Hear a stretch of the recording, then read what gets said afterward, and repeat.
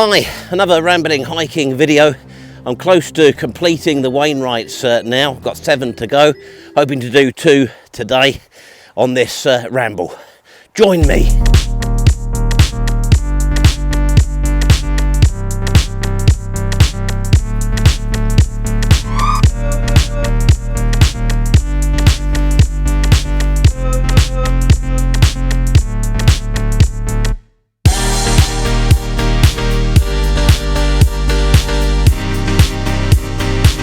You may remember a video earlier in the year about finding my Wainwright mojo. Well, I have picked that up in the last few weeks and the end is in sight. It's been hard this summer finding the time to prioritise doing the Wainwrights. A lot of other commitments, including you lot. But I'm now determined to get this done by the end of the year. And as I do this hike, I'm reflecting on cultural heritage and what by any measure has been a pretty disastrous few months. Most recently we've had the destruction of the sycamore tree on Hadrian's wall at the end of September. One night during a storm, somebody with a dark heart set out with a chainsaw with the sole intention of destroying a much loved beauty site. There have been 2 arrests, a 16-year-old and a 60-year-old, but both released on bail. What kind of mental illness drives somebody to do something so fundamentally nasty and negative? And then just over a month before that, we had the Crooked House and its destruction. Again, much loved, albeit in a different way, a sort of boozy way. The Crooked House had stood for something like 300 years. It had gone wonky because of subsidence. It was sort of famous all over the world as a typical British sort of piece of quirkiness. The pub burnt down overnight. The efforts of the fire brigade were hampered by mysterious bungs of earth in the lane blocking their access, and the next day the owner's contractors were there completely levelling it with plant that they'd hired the week or 2 before. Ugh. I think we do have to say allegedly whenever we speculate anything about the mysterious fire at the Crooked House. I think 6 people have been arrested and released on bail with no charges. Even Penny Mordaunt visited the site of the Crooked House this week. I feel so sorry for the people of that area about the loss of the Crooked House. You can play spot the disappearing tripod off the rucksack if you like. I think down there you could see Tarnhows, a very popular beauty spot going back to at least the Victorian era. If they don't get the Sycamore Tree Gap criminal soon, I guess he might turn up one night and fill that all in.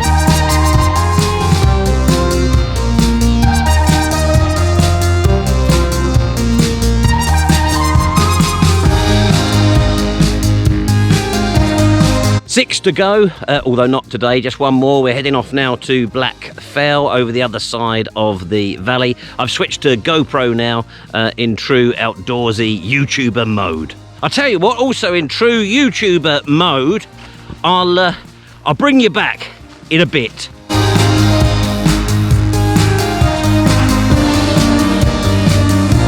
I'm back on the hero camera now, and I've made my way down to the tarn that we saw from the summit of Holmefell, and that I stupidly identified as tarnhows. That it's clearly not that, it's much smaller, and that's way over there. Since I turned 55, my brain just isn't working properly.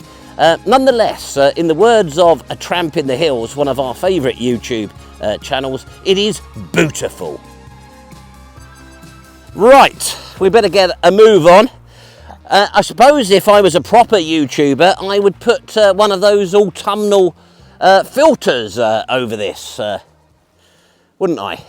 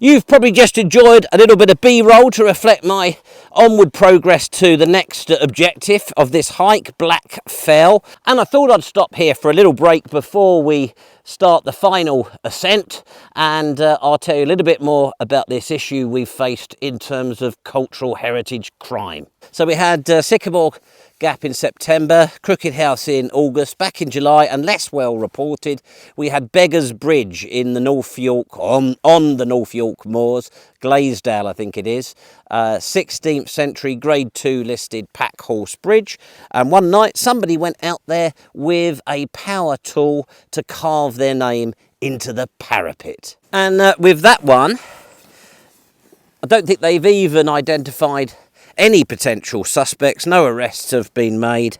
Again, a bit of a trip, I understand, to get there. Probably done at night, carrying heavy-duty machinery to commit heritage vandalism. So that's 3 consecutive months in the middle of 2023 where our cultural heritage has been savagely attacked. I'm not going to say that there's some sort of trend going on here this year in 2023. It's just immensely depressing. I better crack on. The light is starting to go, and this relatively short walk has taken ages because I need to obviously look after you lot. It got me thinking about that time, I think it was back in 2018, when some youths were seen loitering about in Brimham Rocks, a beauty spot in Yorkshire. And then the next day, the National Trust discovered something really hideous. Brimham Rocks is famous for its 320 million year old rock formations. And these youths spent several hours toppling a famous one that had a particularly attractive shape, and they pushed it off the edge, destroying something that had been there since, well, 320 million years. I suppose they did that just because they could. I have found myself wondering on occasion whether any of those youths, when they grow up, will they have a sense of remorse and regret over what they did.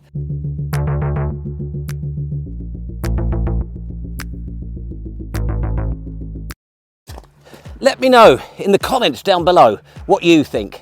If I can't have subscribers, at least I can have engagement.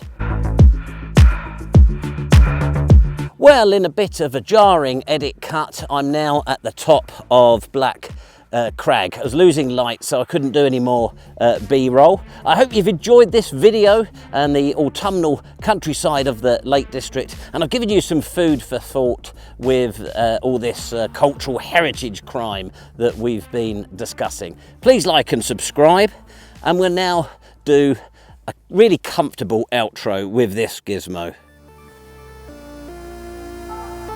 Just calibrating, not that one. That's the one we need. Till next week, stay tuned.